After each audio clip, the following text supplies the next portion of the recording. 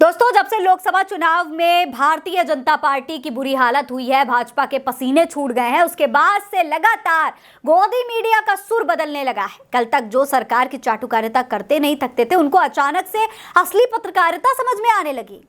दोस्तों, आज तक के एंकर सुधीर चौधरी जो ब्लैक एंड व्हाइट शो करते हैं, जो अपने शो में मोदी सरकार के कामों और उनकी तारीफों को करने से कभी पीछे ही नहीं हटते, मोदी सरकार की खामियों को भी किस तरीके से मास्टर स्ट्रोक बताना है वो बड़ी ही अच्छी तरीके से जानते हैं। अब अचानक अपने शो में मोदी सरकार पर ही सवाल दागते हुए नजर आ रहे हैं। जी हां, बिल्कुल सही सुन रहे हैं आप। सुधीर चौधरी जो सरकार की हर वक्त तारीफ किया करते थे, अब वो सरकार से सवाल पूछ रहे हैं। दोस्तों, मोदी सरकार के राज में जो जनता से मनमानी वसूली की जा रही है टैक्स के नाम पर, उस पर सुधीर चौधरी सरकार से अब सवालों की झड़ी लगाते हुए नजर आ रहे हैं। लगातार कई सवाल दाग रहे हैं विद प्रूफ। जो कल तक मोदी सरकार की कमियां घुमा फिराकर अच्छाइयों में पेश करते थे, वो सत्ता पक्ष पर सवालों के तीर छोड़ते हुए दिखाई दे रहे हैं। ये बड़ा हैरान करने वाला है दोस्तों। दरअसल सोशल मीडिया पर सुधीर चौधरी का एक वीडियो वायरल हो रहा है, जिसमें वो राजस्थान के रहने वाले महेंद्र कुमार यादव के द्वारा भेजी गई अपने शो में एक चिट्ठी पर बात कर रहे हैं। उन्होंने चिट्ठी में महेंद्र कुमार यादव से मोदी के राज में टोल प्लाजा पर लंबे समय से वसूली के बारे में बताया है, जिसमें वो बताते हैं कि जो राजस्थान में मनोहरपुर का टोल प्लाजा है, जो दिल्ली से जयपुर हाईवे पर जाता है, जिसे NH8 कहते हैं, उस टोल प्लाजा पर लंबे समय से वसूली की जा रही है, जबकि इसकी कीमत वसूली जा चुकी है। लेकिन इसके बावजूद भी टोल बंद नहीं हो रहा है। और इस नेशनल हाईवे पर 3 टोल प्लाजा हैं। इसमें से एक है शाहजहांपुर, दूसरा है मनोहरपुर और तीसरा है दौलतपुर। दोस्तों, महेंद्र कुमार यादव की चिट्ठी के सवाल के जवाब में सुधीर चौधरी कह रहे हैं कि फिर हमने सरकार से RTI दाखिल करके जवाब भी मांगा कि भाई, जब आप वसूली कर चुके हैं एक हाईवे की, तो फिर अभी तक टोल क्यों मांगा जा रहा है, क्यों जनता से वसूली की जा रही है।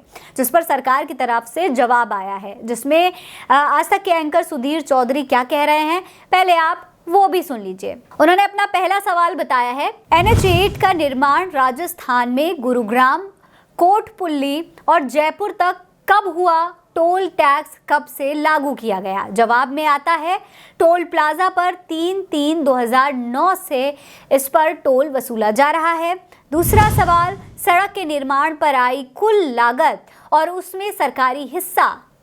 इसके जवाब में आता है कि 1896 करोड़ रुपए की लागत है। तीसरा सवाल, अब तक इस सड़क पर सरकार कितना टोल टैक्स वसूल चुकी है। जवाब में आता है 8,349 करोड़ रुपए टोल प्लाजा से वसूला जा चुका है। दोस्तों, इसके आगे सुधीर चौधरी सरकार से सवाल उठाते हुए कहते हैं कि ये वसूली, यानी जो वसूली के आंकड़े सरकार की तरफ से बताए गए हैं, इस वसूली से गुरुग्राम से जयपुर जोड़ने वाले ऐसे 4 हाईवे बन चुके हैं, जबकि लागत सिर्फ 1,896 करोड़ रुपए है। दोस्तों, इसी से आपको ये पता चल गया होगा कि कल तक सरकार के गुणगान करने वाले सुधीर चौधरी आज अचानक सरकार पर सवाल उठाने लगे हैं। दोस्तों, इस वीडियो को शेयर करके कई लोगों ने सवाल उठाए हैं और सुधीर चौधरी के इस बदले हुए रुख पर भी लोग सुधीर चौधरी की तारीफ करते हुए कह रहे हैं कि भैया, कम से कम अब तो सुधीर चौधरी पत्रकारिता करने लगे। कम से कम चलो, देर से ही सही, देर आए दुरुस्त आए। आम आदमी पार्टी के ओम प्रकाश बिश्नोई ने एक ट्वीट किया है, जिसमें वो लिखते हैं कि सुधीर चौधरी जो एक समय सत्ता का सबसे वफादार हुआ करता था, वही आज सबसे ज्यादा सवाल उठा रहा है। ऐसी पत्रकारिता चलती रही तो सरकार घुटने के बल आ जाएगी। तानाशाही सरकार का अंत नजदीक दिख रहा है। दोस्तों, ऐसे न जाने कितनी मनमानी भारतीय जनता पार्टी के सरकार में होती है, लेकिन मोदी सरकार के हर कारनामे पर गोदी मीडिया अब तक पर्दा डालने का काम करती थी।